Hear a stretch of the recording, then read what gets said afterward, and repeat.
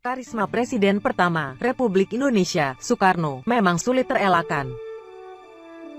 Ini pula yang jadi salah satu alasan Madam Dewi yang akhirnya menerima pinangan Soekarno, meski untuk dijadikan istri keenam. Madam Dewi pertama kali bertemu dengan Soekarno di sebuah acara pesta teh sederhana di Tokyo, Jepang. Madam Dewi memang tidak langsung jatuh cinta, melainkan hanya merasakan kagum yang luar biasa. Pada pertemuan selanjutnya, Soekarno kemudian mengundang Dewi untuk berkunjung ke Indonesia. Kami bertemu setelah beberapa hari kunjungan resmi ke negaraan beliau. Dan pada saat kunjungan lain, saya bertemu lagi dengan beliau. Lalu beliau mengundang saya ke Indonesia selama 2 pekan, ujar Madam Dewi. Cinta Dewi kepada Soekarno yang mulai tumbuh perlahan membuat Dewi tiba-tiba terpikir untuk menikah saat dapat ajakan ke Indonesia. Pada saat itu, saya terus berpikir tentang keputusan untuk menikah. Lalu saya berkata pada diri sendiri, jika pergi ke luar negeri, mungkin saya akan dapat pencerahan tentang keputusan yang harus diambil jelasnya. Meskipun ia harus menempuh perjalanan yang sangat panjang. Dewi merasa sangat terhormat diundang datang ke Indonesia. Dewi bercerita, pada tahun 1958 hingga tahun 1959, belum ada pesawat jet. Jadi Dewi hanya naik pesawat biasa dan harus terbang dari Tokyo ke Hong Kong. Dari Hong Kong menuju ke Bangkok, dari Bangkok menuju ke Singapura. Dan harus melewati 1 malam di Singapura sebelum akhirnya sampai ke Indonesia. Sesampainya di Indonesia, Soekarno mengajak Dewi ke Tampak Siring di Bali. Inilah untuk pertama kalinya mereka menghabiskan waktu berdua.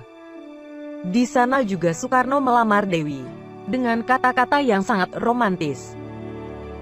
Itu pertama kali kami berduaan. Dari Tampak Siring, kami melihat jajaran pohon kelapa di sore hari. Dan matahari tampak begitu besar, perlahan tenggelam.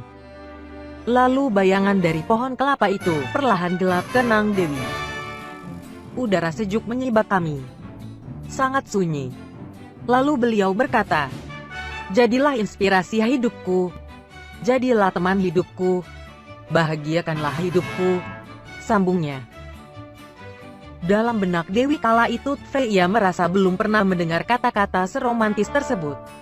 Madam Dewi juga merasakan sebuah keyakinan bahwa Soekarno adalah laki-laki yang ditakdirkan Tuhan untuk mendampinginya. Lalu dalam benak saya, meskipun saya hidup beratus-ratus tahun lamanya, saya belum pernah mendengar kata-kata lamaran yang sangat indah. Dalam benak saya, Tuhan pasti telah memilih saya untuk hidup dengannya. Jika ini adalah perjalanan hidup saya akan mendedikasikan hidup saya untuk beliau, ungkap Dewi.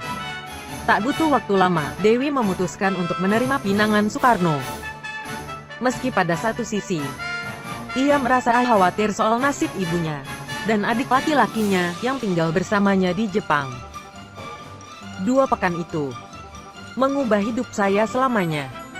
Madam Dewi yang bernama asli Shichiho Konemoto ini akhirnya menikah dengan Soekarno pada tahun 1962.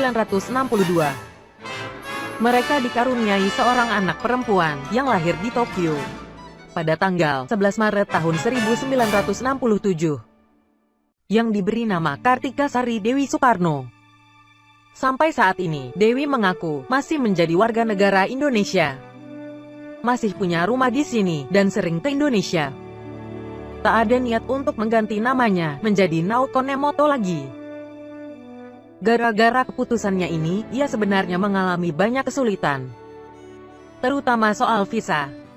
Dengan paspor Jepang, sebenarnya akan membuatnya bisa mengunjungi banyak negara dengan mudah. Tapi karena ia punya paspor Indonesia, maka harus menunggu visa hingga berminggu-minggu jika ingin ke luar negeri.